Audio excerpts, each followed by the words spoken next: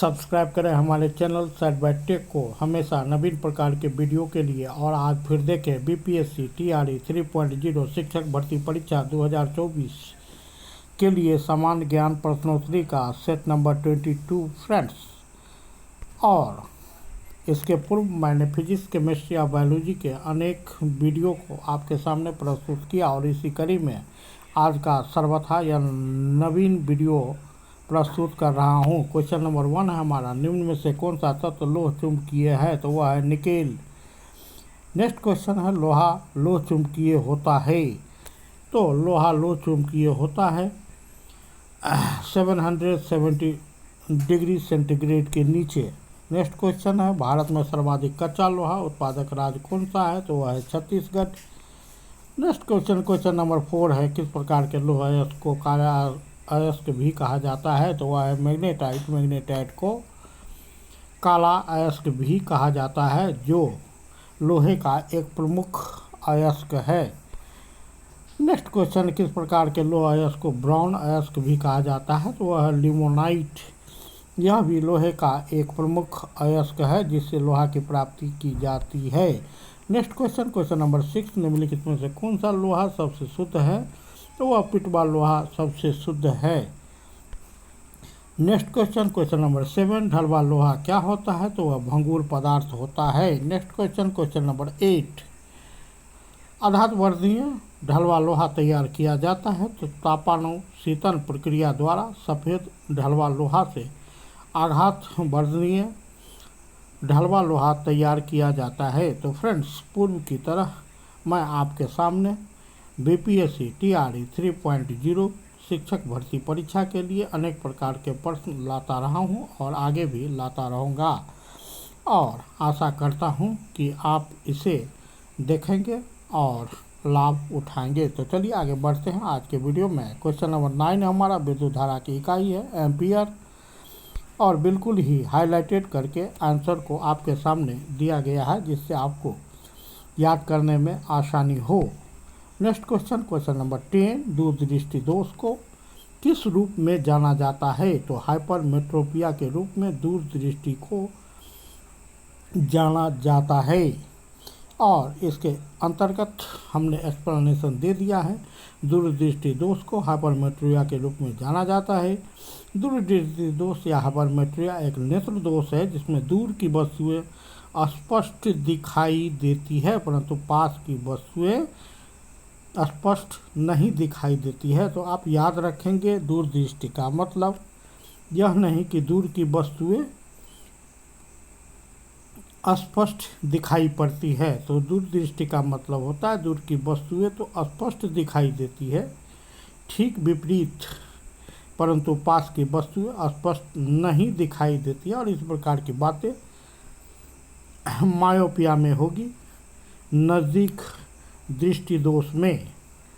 तो यहाँ हम याद रखेंगे, दूरदृष्टि में दूर की वस्तुएं तो स्पष्ट दिखाई देती है परंतु पास की वस्तुएं स्पष्ट नहीं दिखाई देती है।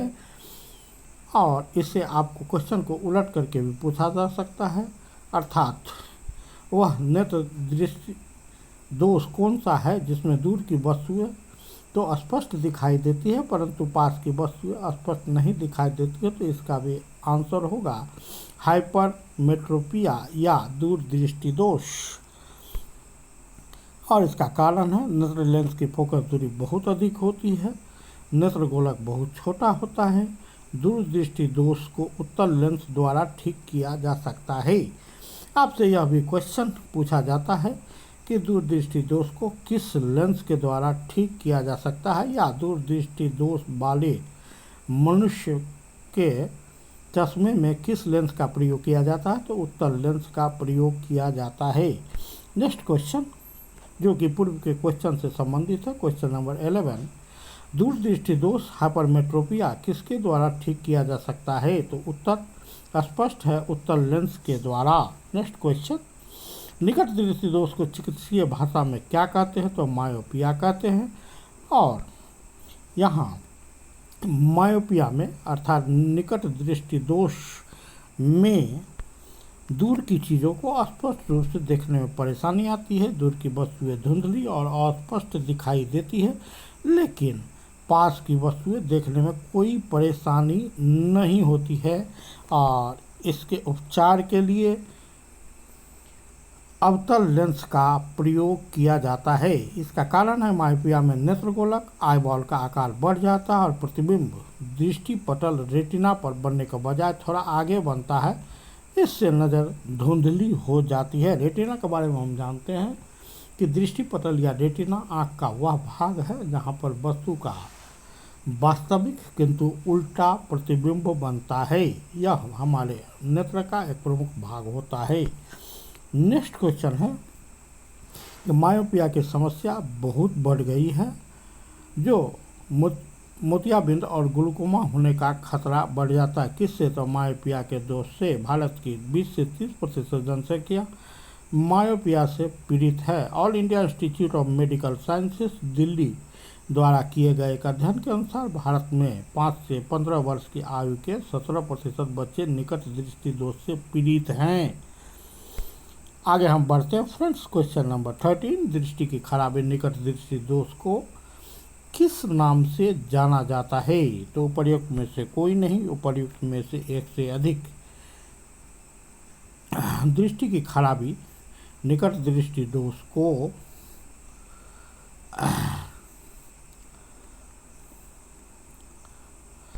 उपर्युक्त में से कोई नहीं, इसका राइट आंसर जो हो जाएगा, क्योंकि मैंने आपको बताया कि दृष्टि की खराबी निकट दृष्टि दोष को मायोपिया के नाम से जाना जाता है, जबकि ऑप्शन में मायोपिया का कहीं भी जिक्र नहीं किया गया है, इसलिए यहाँ पर हो जाएगा राइट आंसर उपयुक्त में से कोई नहीं, उपर्युक्त में से एक से अधिक। और इस प्रकार के क्वेश्चन बराबर पूछे जाते हैं, इसलिए question number 13 is a VVI question for your examination. Next question, myopia रोग को और किस नाम से भी जाना जाता है? तो निकट दृष्टि दोष से बिल्कुल ही इस क्वेश्चन को उलट कर पूछ दिया गया, अर्थात निकट दृष्टि दोष को किस नाम से जाना जाता है? तो मायोपिया के नाम से। और यहाँ उलट कर पूछा गया है कि मायोपिया रोग को और किस नाम से भी जाना जाता है? तो निकट दृष्टि दोष के नाम से मायोपिया को जाना जाता है। ठीक इसी प्रकार का क्वेश्चन आपको पूछा जा सकता है कि हाइपरमेट्रोपिया रोग को किस नाम से जाना जाता है? तो आप याद रखेंगे कि दूरदृष्टि दोष को हाइपरमेट्रोपिया के नाम से जाना जाता है।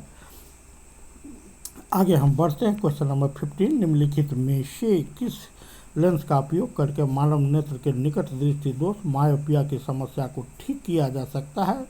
तो आपका राइट आंसर होगा अवतल लेंस हाइपरमेट्रोपिया के लिए, दूरदृष्टि के लिए उत्तल लेंस, जबकि निकट दृष्टि या मायोपिया के लिए अवतल लेंस। अब हम एक और दोष की तरफ बढ़ेंगे, अर्थात आँखों का ऐसा दोष जिसमें निकट दृष्टि दोष और दूर दृष्टि दोष, अर्थात निकट की वस्तुएं और दूर की दोनों की वस्तुएं स्पष्ट नहीं दिखाई पड़ती है। आँख के ऐसे दोष को जरा दृष्टि कहते हैं।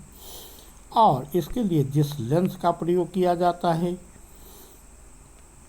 वह है द्विफोकसी लेंस, और इसमें दो प्रकार के काम करते हैं, एक नज़दीक की वस्तु को देखने के लिए और दूसरा दूर की वस्तु को देखने के लिए। जरा दृष्टि को अंग्रेजी में प्रेस बायोपिया कहते हैं। और आपसे क्वेश्चन पूछा जा सकता है, जरा दूरदृष्टि को और किस नाम से जाना जाता है? तो प्रेस बायोपिया के नाम से जाना जाता है, या प्रेस बायोपिया को जरा किस नाम से जाना जाता है? तो जरा दूरदृष्टि के नाम से जाना जाता है। और मैंने एक्सप्लेनेशन में दे रखा है, अर्थात निकट की वस्तुएं और दूर की वस्तुएं दोनों ही अस्पष्ट रूप से दिखाई पड़ती है। क्वेश्चन नंबर 18 है हमारा, उत्तल लेंस का उपयोग किस दृष्टि दोष को दूर करने के लिए किया जाता है जिसमें आप आसपास की वस्तुएं धुंधली दिखाई देती है? तो हाइपरमेट्रोपिया, दूरदृष्टि दोष।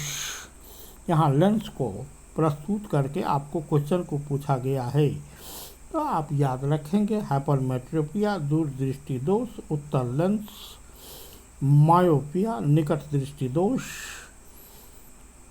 अवतल लेंस और जरा दृष्टि अर्थात दोनों में निकट दृष्टि और दूर दृष्टि दोष को दूर करने के लिए द्विफोक्सी लेंस का प्रयोग किया जाता है। Next question number 19।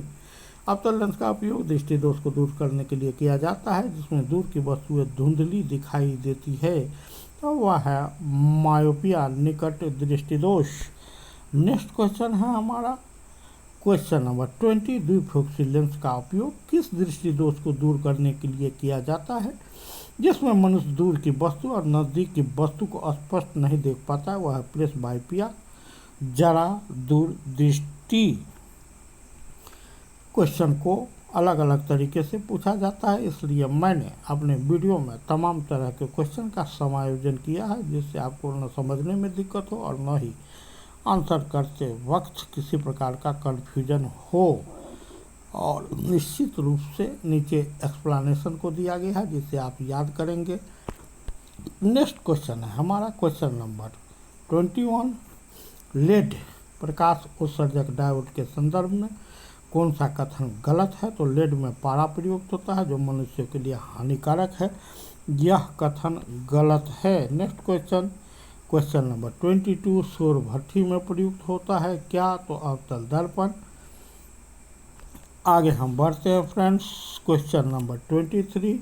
अति सूक्ष्म वस्तुओं के आवर्धन के लिए किस यंत्र का उपयोग किया जाता है, तो माइक्रोस्कोप का उपयोग किया जाता है। Next question number 24।